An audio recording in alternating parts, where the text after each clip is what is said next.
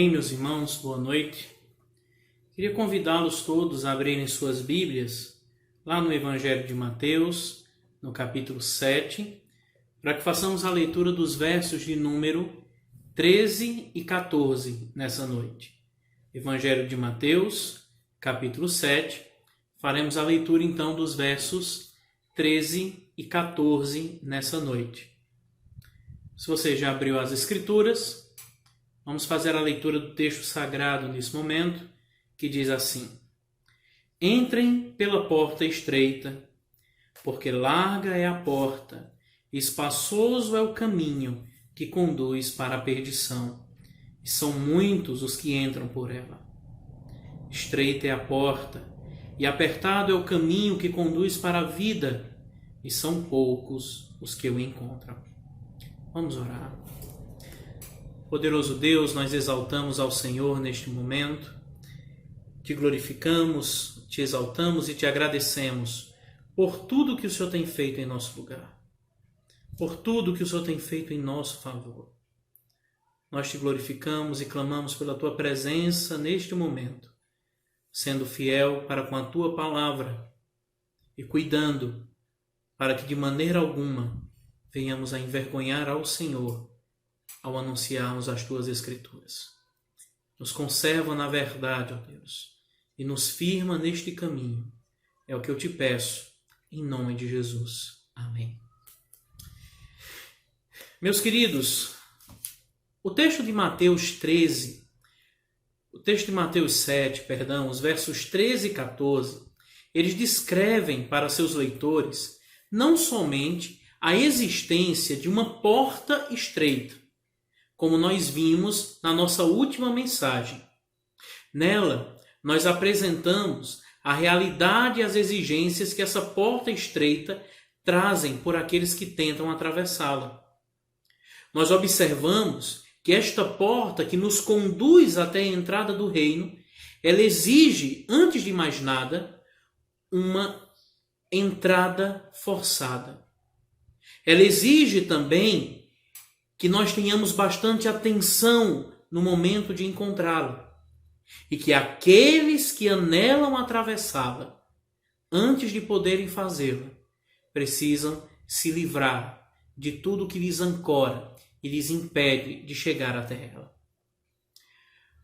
Porém, o texto ele não encerra aqui. Ele não nos fala apenas da existência de duas portas, mas o texto ele também nos fala da existência de dois caminhos. Um caminho aqui, dito como apertado, que conduz para a vida eterna, e outro espaçoso, que conduz àqueles que escolhem trilhar o seu caminho.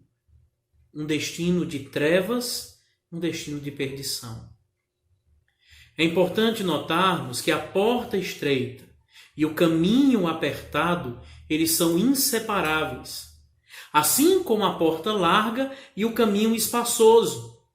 Isto aponta para uma realidade de que a verdadeira filiação ao reino de Deus não é definida meramente pela porta que atravessamos, mas é definida também pelo caminho que nós escolhemos andar. A pessoa que entra pelo primeiro definirá o seu futuro pela maneira com que trilha o segundo. Então hoje, em nossa mensagem, nós buscaremos extrair das Santas Escrituras as importantes lições que as realidades da existência desses dois caminhos têm a nos ensinar. E nós vamos iniciar buscando definir o caminho definido como apertado. E eu lhe chamo a atenção novamente para o verso 14. O verso 14, ele inicia assim: Estreita é a porta, e apertado é o caminho que conduz para a vida. A palavra aqui, traduzida por caminho, ela vem do vocábulo grego rhodos, que denota de maneira literal uma estrada natural e uma estrada bem viajada.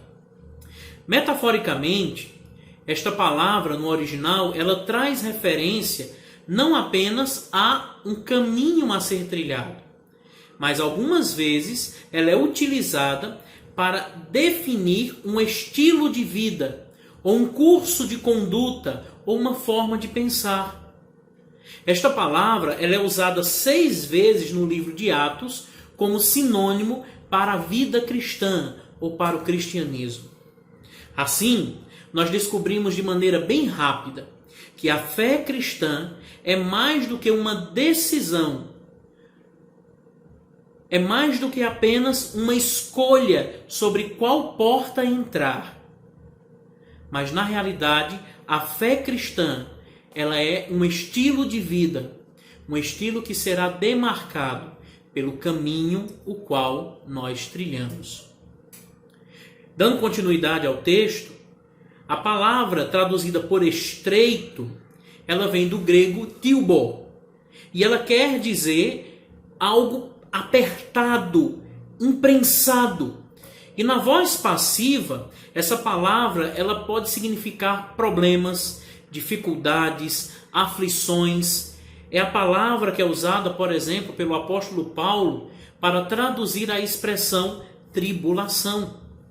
Logo, combinada com rodós, ela se refere a um caminho que não é tão comprido, que ela não é tão, não é um caminho que não é tão largo, é um caminho muito apertado, um caminho que chega ao ponto de ser agoniante, um caminho que trará sobre aqueles que decidirem trilhar muita tensão e muita tribulação.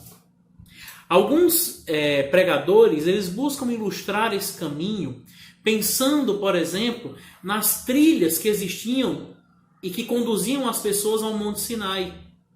Eram trilhas muito estreitas, que de um lado tinha uma parede de montanha e do outro lado havia um grande abismo. Qualquer passo fora daquele caminho significava morte certa. Então não havia como trilhar aquele caminho sem uma atenção exata. Muitos, para seguirem por aqueles perigosos caminhos, precisavam de guias. E não podiam tirar os olhos dos seus guias, porque se o tirassem, isso poderia significar a perda de sua vida. Desta maneira, nós observamos que a natureza estrita do caminho ela parece indicar para nós 2 grandes verdades sobre a natureza da vida cristã. A primeira dessas verdades é que o caminho apertado, o caminho estreito, ele é definido pela vontade de Deus. Voltemos mais uma vez ao texto. Olha o que a palavra nos diz. Estreita é a porta, apertado é o caminho que conduz para a vida, e são poucos os que entram e os que o encontram. Observe este detalhe. Observe que os que passam pela porta, eles entrarão em um caminho. Os que passam pela porta estreita não encontrarão do outro lado um caminho espaçoso, florido e tranquilo, mas encontrarão um caminho estreito. Andarão neste caminho. Entretanto, pelo fato do caminho ser estreito, elas não andarão sem rumo. Este caminho não permite que se desvie para a direita ou para a esquerda. Desta maneira, aqueles que estão andando pelo caminho estreito, eles não são livres para andarem em qualquer direção. Parafraseando John Bunyan, eles não têm a liberdade de andarem a esmos na feira das vaidades. Seu curso ele está bem definido. Ele está bem definido e delimitado, não pela sua vontade, mas ele está definido e delimitado pela vontade de Deus. E eles, então, serão guardados, protegidos e cuidados, não pela sua própria força, mas pela ação de Deus, cuidando deles enquanto eles andarem por este caminho. A vontade de Deus, dessa maneira, os ensinará e os conduzirá. A vontade de Deus lhes dará poder e os disciplinará para que não se desviem desse caminho. Pois foi como Jesus ele disse: as suas ovelhas ouvem a sua voz e o seguirão. Jesus é o nosso guia. Jesus é aquele que nos conduz por este caminho estreito. Ele não apenas é a porta, mas é Ele quem nos guia. Como um bom pastor, Ele está indo na frente, superando os obstáculos, abrindo o caminho para que nós possamos seguir atrás deles. A noção de um caminho marcado por Deus não é uma conduta nova ou exclusiva do Novo Testamento. Pelo contrário, em toda a Escritura nós encontramos o Senhor definindo um caminho pelo qual seu povo deveria andar. No Antigo Testamento, este caminho ele é chamado de caminho do Senhor ou caminho da justiça. É um caminho demarcado pelos mandamentos de Deus, é um caminho demarcado por grandes provas de fé autêntica. É um caminho cortado na terra pelos pés de incontáveis santos que andaram sobre ele, que o trilharam desde o princípio do mundo até os dias de hoje. O trilharam não solitários, não sozinhos, mas cuidados, protegidos pela mão de Deus. Uma outra importante verdade sobre este caminho estreito é que aqueles que o marcaram de tal forma que quanto mais andamos por este caminho, mais claro ele se torna para nós em nossa jornada. Provérbios 4,18 nos instrui que o caminho dos justos é como luz do alvorecer, que vai brilhando mais e mais até que o dia seja claro. No princípio, o caminho parece uma trilha difícil, escura, porém, à medida com que andamos, o caminho ele vai se tornando mais conhecido. À medida com que andamos, o caminho vai se tornando mais distinto. E pela renovação da mente do cristão, o peregrino começa a entender qual é a vontade de Deus, qual a vontade do Senhor para a sua vida. E não apenas começa a entender qual é a vontade de Deus para a sua vida, como ele também começa a provar e ver como ela é boa, agradável e perfeita. O autor aos Hebreus nos diz que o crente novo, ele participa somente de leite. Ele não está acostumado com comida grossa. Ele não está acostumado com a palavra da justiça, pois ele é um infante. Mas à medida com que ele amadurece, ele passa de alimentos líquidos para alimentos sólidos. Ele passa de uma fé fraca para uma fé forte, nutrida, fundamentada, não no seu próprio querer, não no seu próprio exigir, mas naquele que lhe conduz até aquele caminho. Pela prática, os seus sentidos são treinados a discernir o bem e o mal. O caminho estreito, meus irmãos, que é marcado pela vontade de Deus, revelada nos seus mandamentos, revelada nos seus estatutos, revelada nos seus preceitos de sabedoria, nos leva, antes de mais nada, a entender que estes preceitos, eles têm que estar olhando fixamente para alguém. Não há como dizermos que estamos no caminho estreito unicamente porque mudamos o nosso vocabulário, unicamente porque mudamos a nossa forma de vestir, porque conhecemos um pouco da Bíblia, ou porque participamos ativamente ou não de cultos religiosos. Tudo isto, fora de Cristo, não é nada. Tudo isto, longe de Cristo, não tem valor nenhum. Não há como saber verdadeiramente se estamos no caminho estreito, se não conhecermos a Jesus. Porque Jesus, ele é a prova de que estamos neste caminho ou não. Citando mais uma vez o autor aos Hebreus, ele nos disse que devemos ter um olhar firme e fixo em Jesus Cristo, autor e consumador da nossa fé.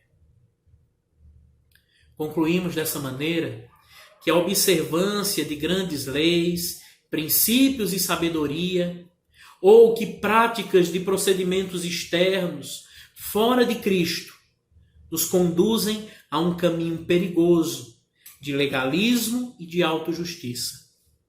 Como cristãos, nós devemos seguir e procurar imitar a Cristo.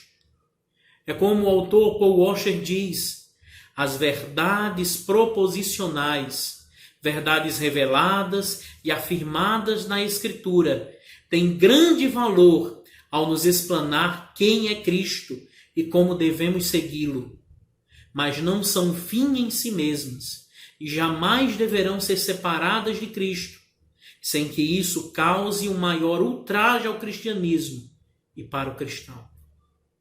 Ou seja, a essência do verdadeiro cristianismo é Cristo. A essência do verdadeiro caminho estreito é estar seguindo a Cristo. Não temos como trilhar um caminho estreito da nossa forma. Não temos como trilhar um caminho estreito da maneira com que pensamos.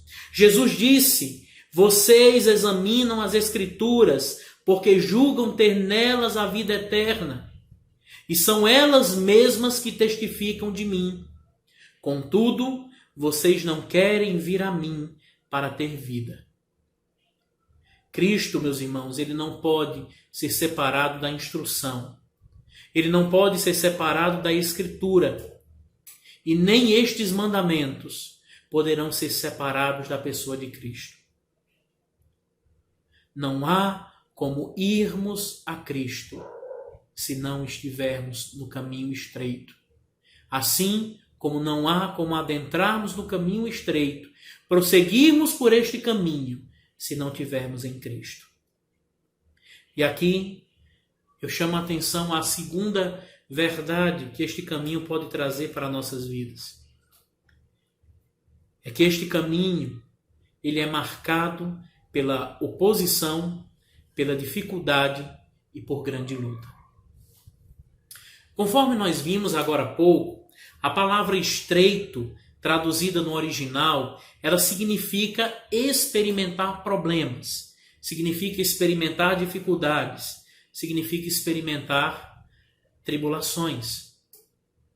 Em sua grande oração, lá em João capítulo 17, o Senhor Jesus orou pelos seus discípulos: eu não rogo que os tire do mundo. E esta é uma expressão muito importante. O Senhor Jesus, ele estava orando pelos seus discípulos. Estava orando pelo cuidado de Deus, do Pai, dos seus discípulos. Mas mesmo assim, ele disse: eu não rogo que os tire do mundo. É necessário que o cristão trilhe o seu caminho, ainda aqui nesta terra. Um caminho estreito, um caminho que, se lermos de forma até que apressada o Novo Testamento, veremos que ela é marcada por problemas, dificuldades e aflições. Se são altas as exigências para que entremos pela porta estreita, tamanha também serão as exigências para que caminhemos pelo caminho estreito e apertado. E esta é uma das maiores marcas da igreja primitiva. A igreja, ela nunca experimentou o amor do mundo. E quando eu falo da igreja, eu me refiro à verdadeira igreja. A igreja discípula de Cristo. A igreja fundamentada em Cristo. A igreja que abertamente, amorosamente, se curva perante o senhorio de Cristo. Ela foi marcada por sofrimento, dificuldades e aflições. E Jesus, ele advertiu os seus discípulos que eles seriam odiados pelo mundo. Jesus advertiu os seus discípulos que eles sofreriam grande tribulação por causa disso, que eles seriam insultados, que eles seriam caluniados, que eles seriam perseguidos, que eles seriam condenados, mortos por amor dele. O apóstolo Paulo, ele instruiu o jovem Timóteo dizendo: todos os que querem viver piedosamente em Cristo Jesus serão perseguidos. Para a igreja de Filipos, Paulo escreveu que lhe foi dado o privilégio de não somente crerem em Cristo, como também de sofrer por amor de Cristo. O apóstolo Paulo, escrevendo às igrejas espalhadas na Ásia, ele disse que seu sofrimento era de acordo com a vontade de Deus e que as igrejas não deviam ficar surpresas, até por provações mais ardentes, como se fosse algo estranho que lhes acontecia. De fato, o apóstolo estava instruindo os seus discípulos aqui de que crentes não são amigos do mundo, porque o mundo não é amigo de Deus. O mundo odeia a Deus. E não imaginemos, meus irmãos, que este sofrimento, que estas aflições, que estas dificuldades, que Deus, em sua tremenda sabedoria, permitiu que viéssemos a viver, não tem propósito algum. Deus, ele designa nosso sofrimento com um propósito. O propósito de refinar, de nos transformar e de nos tornarmos semelhante a seu Filho. É por isso que Paulo diz lá em Romanos, capítulo 5, os versos 1 a 5, apenas me escute. Justificados, pois, mediante a fé, nós temos paz com Deus, por meio de nosso Senhor Jesus Cristo. Chamo a atenção de vocês para algo aqui. Paulo não está dizendo que uma vez justificados pela fé, nós teríamos paz com este mundo. Mas nós teríamos paz com Deus. E ele continua, pelo qual obtivemos também acesso pela fé a esta graça na qual estamos firmes. E nos gloriamos na esperança da glória de Deus. E aqui é onde chega a parte mais difícil de se engolir nos dias de hoje. É aqui onde chegamos na parte mais difícil de se tragar o evangelho que temos vivido. E não somente isso, mas também nos gloriamos nas tribulações, sabendo que a tribulação produz perseverança, e a perseverança produz experiência, e a experiência produz esperança. Ora, a esperança não nos deixa decepcionados, porque o amor de Deus é derramado em nosso coração pelo Espírito Santo que nos foi dado. Qual o propósito de toda esta aflição, de todas essas dificuldades que o caminho estreito reserva àqueles que lhe trilham? É que em meio ao sofrimento é assegurado ao crente que todas as coisas cooperam para o bem daqueles que amam a Deus. Tudo coopera para o bem daqueles que são chamados segundo o seu propósito. Por isso, o cristão se alegra muito, embora por um tempo sofra com tribulações diversas. A sua esperança, ela está na glória eterna. ela não está aqui. Ele sabe que os sofrimentos deste mundo presente não são dignos de serem comparados à glória que será revelada a Ele e que está reservada para Ele quando Ele adentrar nos portais eternos. E por Cristo Jesus, que primeiro sofreu, ser recebido em glória. Se você já leu as Escrituras completamente, ou se pelo menos você já gastou tempo lendo o Novo Testamento com atenção, você já viu e notou que nunca foi prometido aos eleitos de Deus uma viagem tranquila. Mas a todos eles o Senhor garantiu a certeza de uma chegada segura. E é isso que nos conforta. É isso que nos faz querer buscar este caminho. Mas o texto, ele não nos fala apenas de um caminho apertado. Mas o texto também nos fala de um caminho espaçoso. O verso 13 diz assim: espaçoso é o caminho que conduz para a perdição. O adjetivo aqui, traduzido por espaçoso, ele vem da expressão grega que denota algo que é amplo, algo que é largo, algo que não traz dificuldades. No contexto do ensino de Cristo aqui, o caminho espaçoso é o caminho dos seres humanos caídos. Se o caminho que conduz à vida é o caminho apertado, o caminho que conduz à perdição é um caminho largo. É um caminho aonde as pessoas ignoram as reivindicações de Deus. É um caminho aonde as pessoas não dão a mínima para a vontade de Deus. É um caminho tranquilo. É um caminho que aparenta ser fácil, mas é um caminho que nos conduz a um destino terrível. É importante entender que várias coisas elas podem ser observadas a respeito deste caminho espaçoso. E o primeiro deles é que o caminho largo, que o caminho espaçoso, ele é o caminho do homem por omissão. É o caminho pelo qual todo membro da humanidade caída nasceu.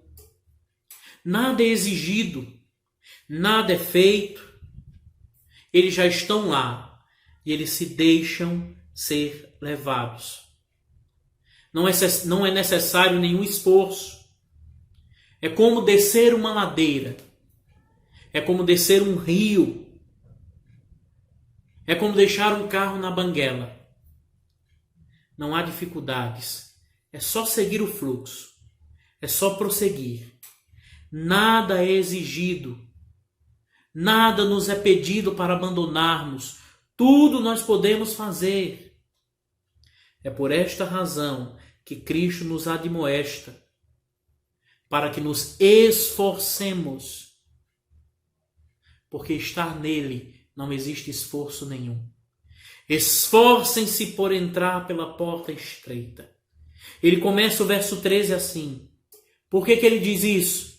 Porque larga é a porta e espaçoso o caminho.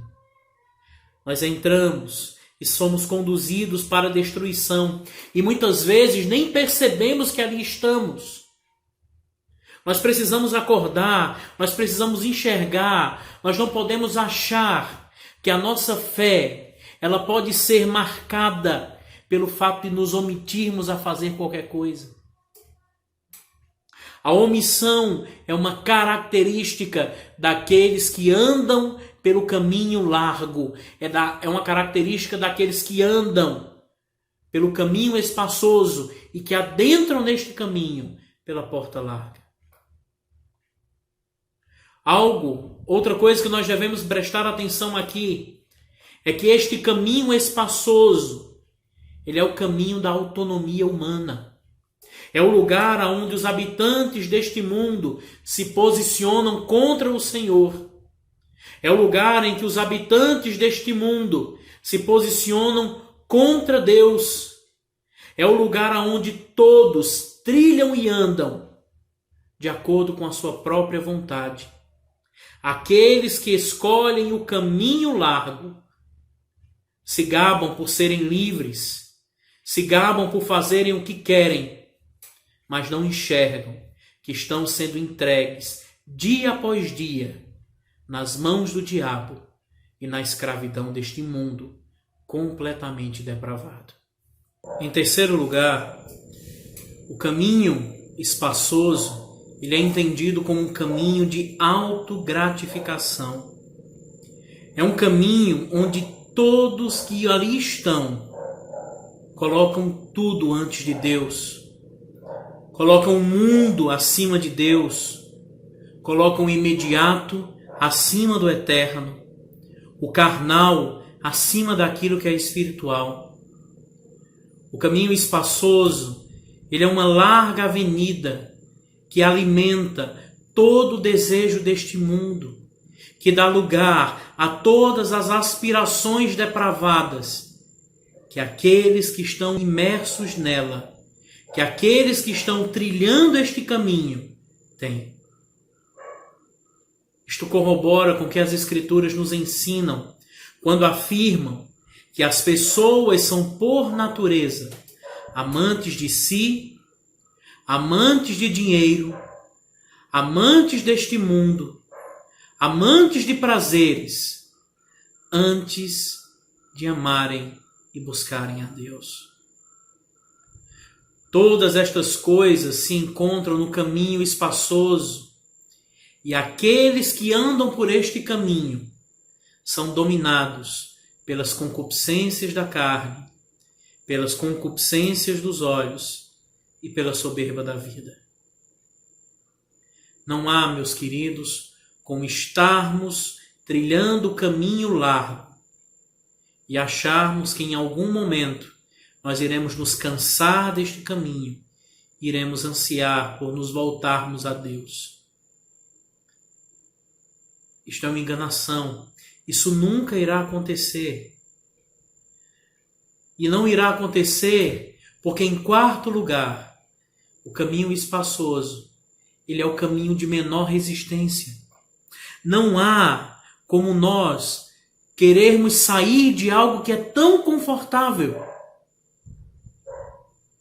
Estar no caminho largo, estar no caminho espaçoso, é correr com a manada.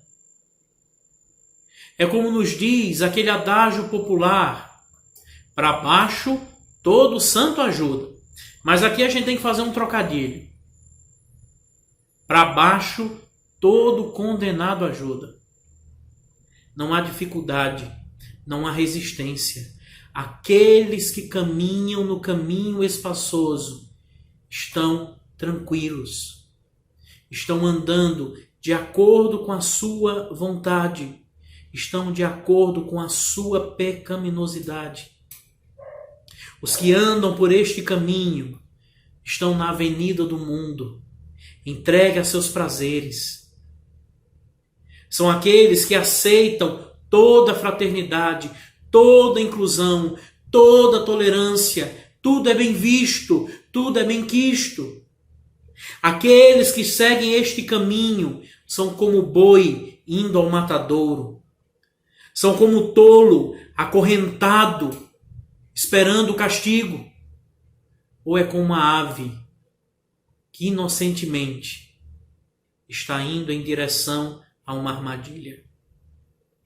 Mas diferente das aves, aqueles que trilham este caminho não são inocentes. Diferente das aves, aqueles que estão neste caminho estão entregues a seus prazeres, porque não lhes custa nada ler do engano, porque os seus prazeres lhe custará algo muito maior, lhe custará a sua própria vida. E chegará um momento em que não haverá mais volta. Chegará um momento em que não haverá mais esperança. E de nenhuma forma serão capazes de retroceder em busca do caminho da vida. Mas, em último lugar, o caminho espaçoso, ele precisa ser entendido como um caminho de trevas. Mas não de trevas comuns, mas de trevas crescentes. Uma vez inseridos e seguindo este caminho, nossos olhos são vendados e nós somos imersos em completas trevas. E não há esperança para aqueles que lá estão, porque eles não conseguem enxergar que o caminho que estão seguindo, na realidade, lhes conduz a um abismo eterno, a um abismo de perdição eterna, de onde não há mais volta. Quanto mais caminham por este caminho, mais são entorpecidos pelos prazeres que ali encontram, mais são roubados e entregues aos deleites deste mundo. E o fim deles será terrível. Quão terrível será o fim deles. Gostaria de concluir, meus queridos, dizendo o seguinte: uma das grandes verdades que obtemos a partir destas duas metáforas, da porta e do caminho, é que o caminho apertado é o caminho que nos conduz à vida, e o caminho espaçoso é o caminho que nos conduz à morte. Em que caminho nós estamos? Temos enfrentado dificuldades para seguirmos a Cristo, nosso Senhor? Ou temos vivido como bem queremos, entregues a nossos próprios prazeres, sem nos preocuparmos com nada? Meus irmãos, nós precisamos aprender de tudo isto, que a porta que escolhemos e o caminho que trilhamos evidenciarão a nossa conversão.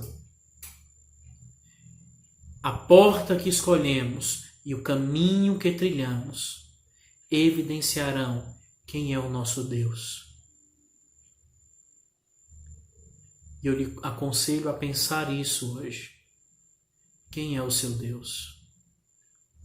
A quem você tem servido? E lembre-se, estreita é a porta, apertado é o caminho que conduz para a vida, e são poucos os que o encontram. Que Deus nos abençoe, que Ele aplique sua palavra aos nossos corações. Só lhe dá glória. Amém.